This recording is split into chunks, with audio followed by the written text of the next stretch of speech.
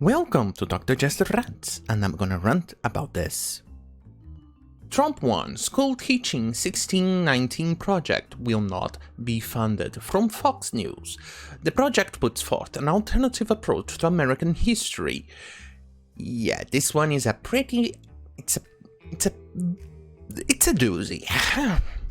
President Trump said Sunday that the Department of Education examining the use of the New York Times Magazine 1619 project in schools and warned that institutions that teach this alternative narrative of American history could lose federal funding.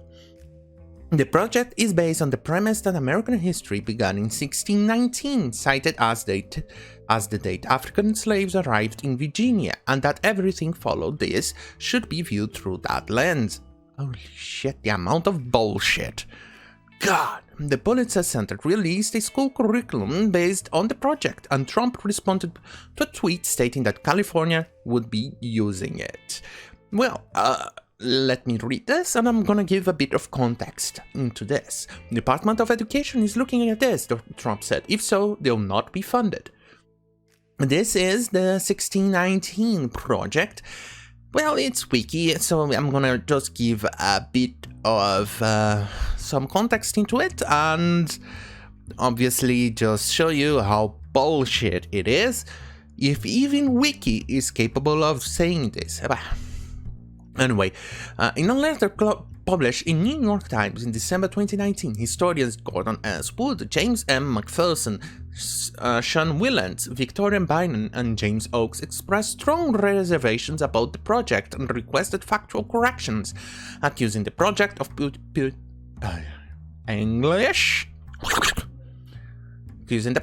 putting ideology before historical understanding. And Jake Silverstein, in response, the editor of the New York Times Magazine, defended the accuracy of the 1619 project and declined to issue corrections. And that's a problem with these people. They actually view everything as white people bad. That's the end.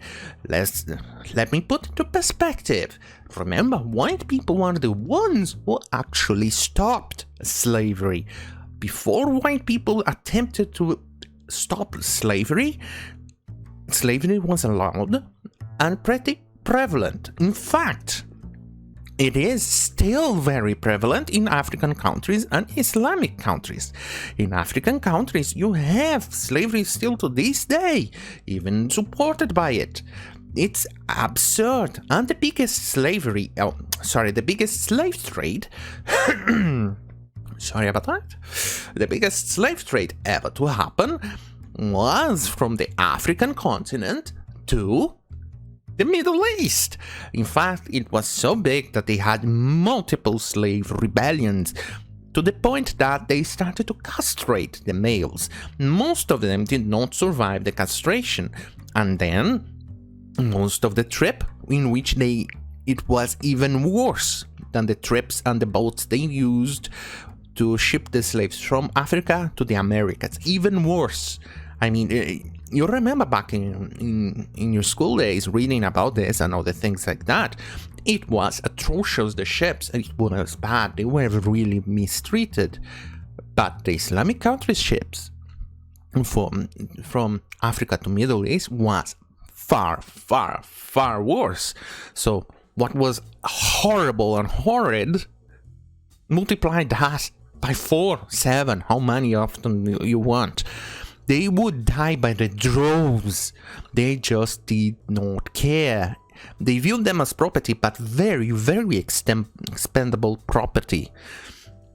And to this day, for instance, Dubai was actually, and it still is, being built by slavery, by slave hands. Although in this time, and at least in this year, they are mostly using Pakistani and Indian hands, slave hands in this case. But it's slavery is very prevalent in Africa. In fact, tribes would conquer the other tribe and capture the rival tribe that lost, and then go to the port to sell those slaves either to a third person, usually an Arab or something, or directly to an European, who would then ship those slaves to the American continent. That's how they did it. It was so profitable that they would actually keep doing it. And in fact, there are even tribes that were later created by the Africans themselves to actually fight also the Arabs who went out in the jungles, in the African jungles, to capture Africans for the slave trade. And even there were tribes who were then created to find those Arab slave traders. The Europeans, they mostly, in most cases, stayed within the coast or only traded one or bought the slaves already captured. They were not the ones going out in the African continent and capturing them. That was sorry about that. That was an exercise done by the Africans themselves or the Arabs and Muslims. Anyway, back here to the article. Here it is. America was a democracy until black Americans made it one. And the person who wrote this is actually a bit of kind of a special person. Let me show it to you. Here it is. This is a picture of her, so you know, danger hair, and the angry black woman style of hair too. So here we go. Fireworks conspiracy in June 2020. She's a person that keeps on giving. Hannah Jones received criticism for a quote tweeting a Twitter thread that detailed a widely circulated conspiracy theory claiming that the noticeable uptick in fireworks shows in Brooklyn and Queens were part of a coordinated attack on black and brown communities by government forces. That's next level stupidity. But at least she then recognized, or maybe the backlash was so big that she got embarrassed by it and gave up. And said, "Oh, I made a mistake. Let me delete it. Well, the backlash, but I'm still believing this bullshit shit." And then modern savagery letter. She's very, very racist. On June 25th, 2020, the conservative website The Federalist published a letter that Hannah Jones had submitted to The Observer, Notre Dame student newspaper, in 1995.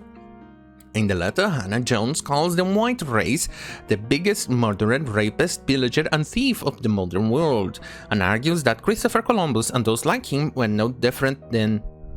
Jesus Christ, you can't even type. Jesus. Then Hitler. Then the letter also evokes the fringe theory that the Olmecs of ancient Mesoamerica were of partially African origin. They have that absolute inferiority complex that they need and absolutely demand that history changes to fit their narrative. For instance, they actually believe that Egyptians were sub-Saharan Africans, i.e. blacks. They actually, in this case, as you saw here in the article, quoted that the Olmecs were partially of African origin. That's another bullshit that they want to change, so they have an inferiority complex. But instead of actually going to the root of the problem and addressing that Africans still had some pretty amazing civilizations, obviously did not match to the same level as Romans or Egyptians or any on the Asian continent, or including the Indian civilization too. Obviously did not match, go there, but they were still amazing. They were capable of building pretty massive things, especially because in that region only quite recently, from thousands of years or so, give or take a few hundred, that they became connected to the rest of the world, like the Mediterranean and Europe, and then eventually Asia. But because they were mostly isolated, that's why. In fact, it was so isolated that the entire sub-Saharan desert, there you go, sub-Saharan desert, kind of divided the African empires that I'm talking about with the empires in the Mediterranean, that includes the Greeks, the Egyptians, Romans, and etc. It was a huge desert, an impassable barrier for them. So that's why we didn't have contact, and that's why when people say that medieval times, even earlier, we didn't have any sub-Saharan Africans in the Mediterranean, Europe, or Asia because of that problem, the Sahara Desert. That's why. But they don't want to praise that. In fact, they should praise it because they managed to create an empire pretty much isolated from the entire world for quite some time, and they should feel proud about that, like the Aztecs, the Incans, the Olmecs. They should feel pride on that. The Mayans too, all that region in America was pretty much disconnected from Europe and etc. They still managed to create a very amazing empires and things that were amazing. Even the Incans, which were kind of separated from the main Central American civilizations like the Aztecs and the Mayans and things like that. They were separated, but they still managed to create beautiful things, big constructions and civilizations. And yet, why can't the Africans feel prideful on what they have achieved in the African continent? Why? I don't know. That's beyond me. And here, destroying property. In June 2020, Nicola Hannah-Jones made headlines when stated destroying property which can be replaced is not violence. Well, this is the same kind of people who say speech is violence, so I'm confused. Back to the article. Sorry. Ooh. And Trump's tweet echoes the sentiment of a bill. Senator Tom Cotton, Republican Arkansas, introduced in July. That bill proposed denying funds to any school that uses the 1619 project in its curriculum. At the time, schools in areas including Chicago and Washington, D.C. had already amended the history curricula to reflect the project messages. The project, created by Nicola Hannah-Jones, was awarded the 2020 Pulitzer Prize for commentary. However, multiple historians have criticized the series of articles for multiple inaccuracies, including the argument that the American Revolution was fought not to achieve independence from Britain, but to preserve the institution of slavery. That's holy shit, they even capable of saying that. They must be really disconnected with reality. In a statement, Cotton called the project a racially divisive and revisionist account of history that denies the noble principles of freedom and equality on which our nation was founded. I wholeheartedly 100% agree with you, Cotton. This is absolutely absurd that they think they can teach this nonsensical stuff to children. But then again, that's what the control left does, and they have done so on all socialist and communist countries. They end up changing history. They change everything to fit the narrative. If history and facts are inconvenient, they go there and change it. That's what they do. They have no qualms in doing it. It really pisses me off. Well, thank you for watching. See you in my next video. Good night.